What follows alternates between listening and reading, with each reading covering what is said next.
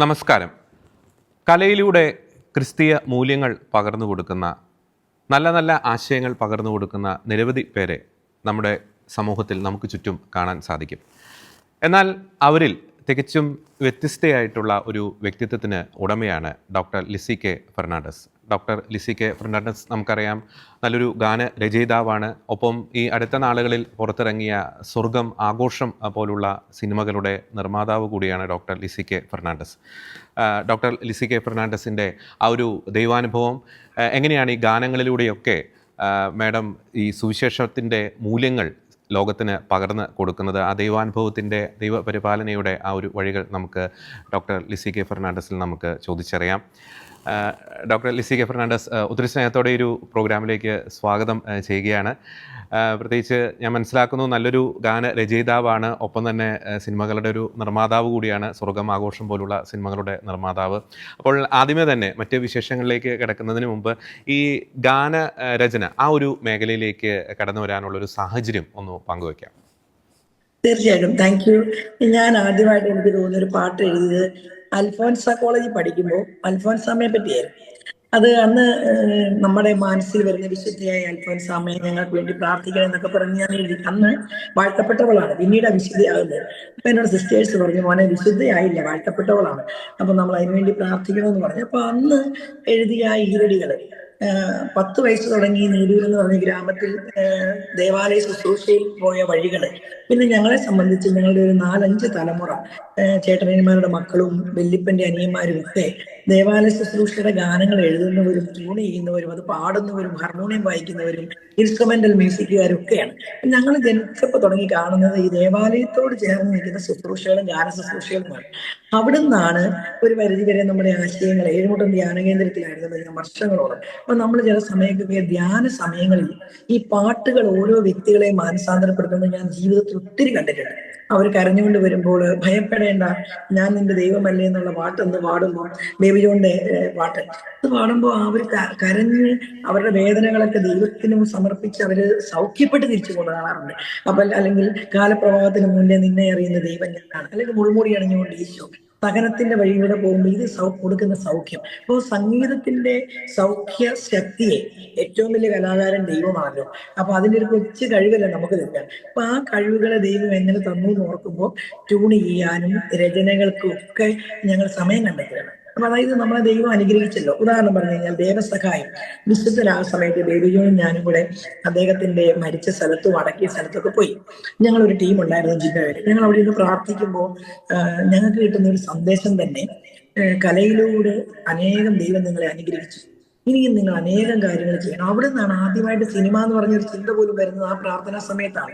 കലയിലെ ഏറ്റവും വലിയ കലയാണല്ലോ സിനിമ. അതിൻ്റെ അകത്ത് പാട്ടുണ്ട്, ഡാൻസ് ഉണ്ട്, ആർട്ടിസ്റ്റുകളുണ്ട്, കോമഡി ഉണ്ട്, യുവജനം മുഴുവൻ നിൽക്കുന്ന അവളാണ്. അങ്ങനെ ഞങ്ങൾ സ്വർഗം എന്ന് പറഞ്ഞ ഒരു കൊച്ചു സിനിമ ഞങ്ങൾ എല്ലാവരും പ്രാർത്ഥിച്ച് തീരുമാനിച്ചെടുത്ത ഒരു വർക്കായിരുന്നു. അതിനുവേണ്ടി പ്രവാസികളായ എൻ്റെ സഹോദരങ്ങൾ കൂടിയെന്ന് പോയി. അപ്പോൾ ഞങ്ങൾ ഒന്നിച്ച് യാത്ര ചെയ്തു. നമ്മുടെ ഏറ്റവും വലിയ കലാകാരനായ ദൈവം നമുക്ക് നൽകിയ കൃപയെ സംഗീതമാക്കി മാറ്റാൻ വേണ്ടി ശ്രമിക്കുന്നു.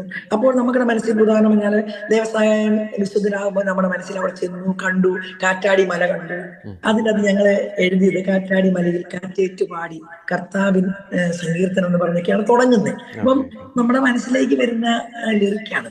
അതുപോലെ തന്നെ റാണി മരിയയുടെ മലയാളവും ഹിന്ദിയും വാഴ്ത്തപ്പെട്ട സമയത്ത് നമ്മുടെ പാട്ടായിരുന്നു എല്ലായിടത്തും പാടിയത്. അത് ഇങ്ങനെ തന്നെയായിരുന്നു. അതും ബേബി ജോണും ഞാനിവിടെ ചെയ്ത വർക്കായിരുന്നു. അതിൻ്റെ അകത്തും ഇതിങ്ങനെയാണ്, പൊല്ലുവഴിക്കെന്താനന്ദം എന്ന് പറഞ്ഞ് എഴുതി. അവിടെ ഹിന്ദിയിലേക്ക് മാറിയപ്പോ ഭാരത് കി കൈസേ കിസ്മത്ത് എന്ന് പറഞ്ഞ് എഴുതി. അപ്പൊ നമ്മുടെ അച്ഛന്മാരവിടെ സഹായിച്ച ഒരു സഭാസനത്തിലേക്ക് ഇങ്ങനെ നമ്മുടെ മനസ്സിൽ വരുന്ന ആശയങ്ങളെ, നമ്മുടെ ആഗ്രഹങ്ങളെ, നമ്മുടെ അനുഭവിച്ച സൗഖ്യങ്ങളെയൊക്കെ രചനയും സംഗീതവുമാക്കി മാറ്റുകയായിരുന്നു ലക്ഷ്യം. അതൊരു വലിയ ദൈവം അനുഗ്രഹിച്ചെന്നേ പറയാൻ പറ്റും. ഓക്കെ, എനിക്ക് തോന്നുന്നു നമ്മൾ ഈ ഗാനങ്ങളൊക്കെ രചിക്കുന്ന സമയത്ത് നമ്മുടെ ഗാനങ്ങളിലൂടെ അനേകർക്ക് തീർച്ചയായിട്ടും ദൈവത്തിൻ്റെ ഒരു അനുഭവം, ദൈവസ്നേഹം തിരിച്ചറിയാൻ സാധിച്ചിട്ടുണ്ട്. അപ്പോൾ അങ്ങനെ ആരെങ്കിലും പങ്കുവെച്ച മറക്കാനാവാത്ത അനുഭവം മേഡത്തിന്റെ ജീവിതത്തിൽ ഉണ്ടായിട്ടുണ്ടോ? ഒത്തിരി അനുഭവങ്ങളുണ്ട്. അതിൽ ഒന്നാണ് 12 അപ്പസ്തോലന്മാരെ പറ്റി ഞാൻ പാട്ട് എഴുതിയിട്ടുണ്ട്. 12 സ്ത്രീകന്മാരുടെ പേര് വെച്ച് അവരുടെ പല താളത്തിൽ ഡാൻസിനും പാട്ടിനും ഒക്കെ പറ്റുന്നതായിരുന്നു.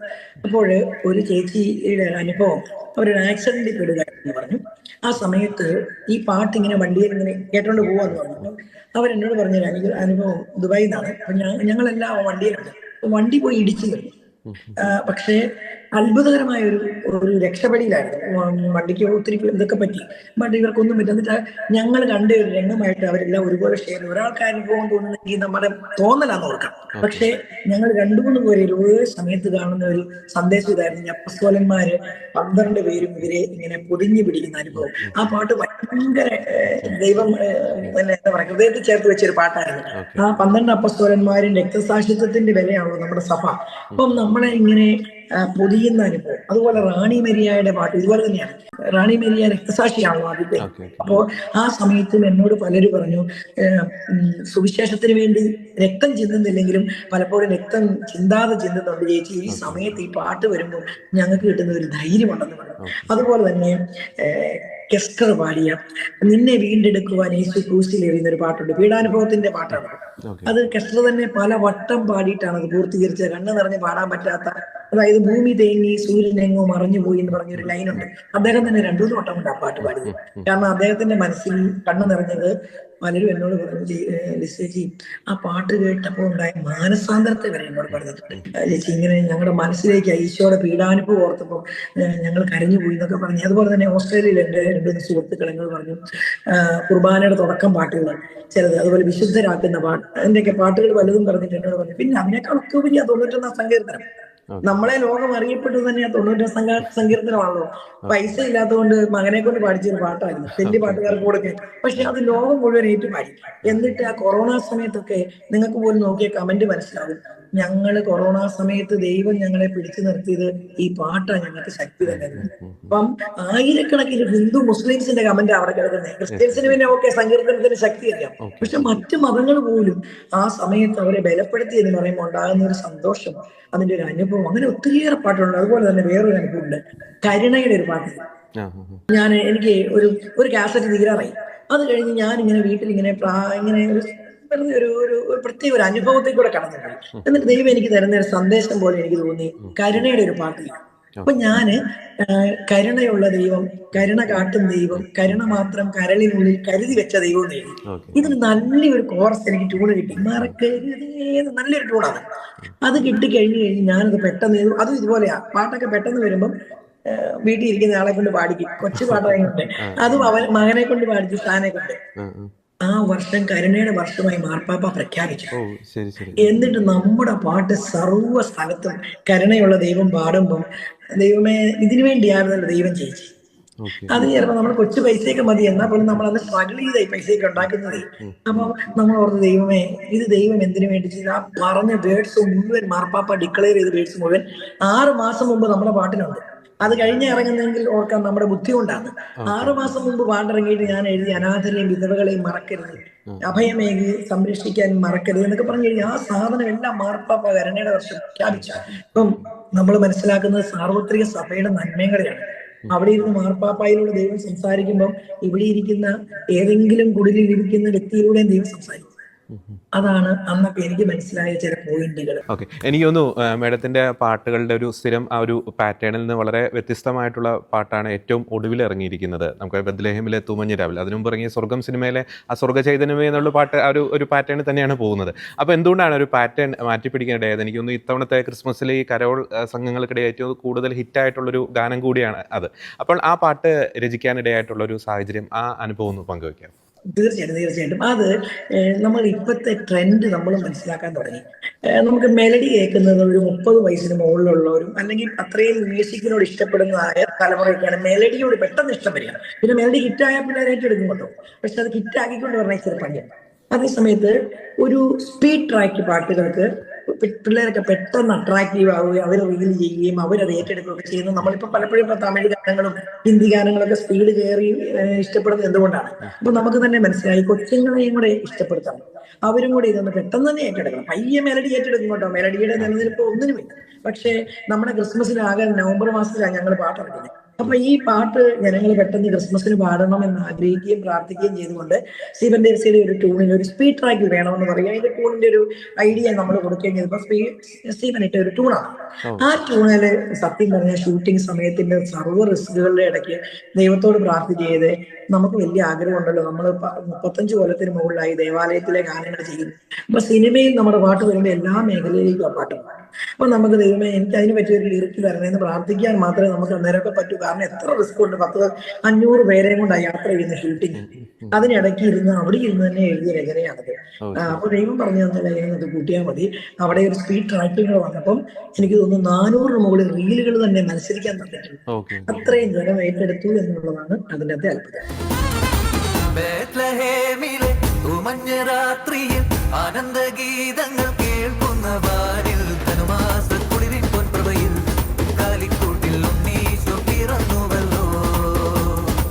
കാലങ്ങളായിരം കാത്തൊരു പൈതൽ, പരിന്റെ പാവങ്ങൾ നീക്കിയ പൈതൽ, ഇന്നീ ഭൂവിൽ പിറന്നുവല്ലോ. ഈ കാലിക്കൂട്ടിൽ ഉണ്ണീശോ പിറന്നുവല്ലോ, കാലിക്കൂട്ടിൽ ഉണ്ണീശോ പിറന്നുവല്ലോ. ഓക്കെ, ഈ ഗാനരചന എന്ന് പറയുന്നത് താരതമ്യേന ഒരു റിസ്ക് ഇല്ലാത്തൊരു മേഖലയാണ്. റിസ്ക് ഉണ്ട് എങ്കിൽ പോലും താരതമ്യേന റിസ്ക് ഇല്ല. പക്ഷേ അവിടെ നിന്നും എന്തുകൊണ്ടാണ് ഈ ഒരു ഫിലിം ഫീൽഡ് എന്ന് പറയുന്നത് വളരെയധികം റിസ്ക് പിടിച്ച മേഖലയാണ്. പല വിഷയങ്ങളും പല വിവാദങ്ങളും ഒക്കെ നമുക്ക് അറിയാം. പക്ഷേ ഈ ഗാനരചനയിൽ നിന്നും ഒപ്പം തന്നെ പാരലായിട്ട് ഈ സിനിമ മേഖലയിലേക്ക് ഇറങ്ങിത്തിരിക്കാനുള്ള കാരണം എന്താണ്?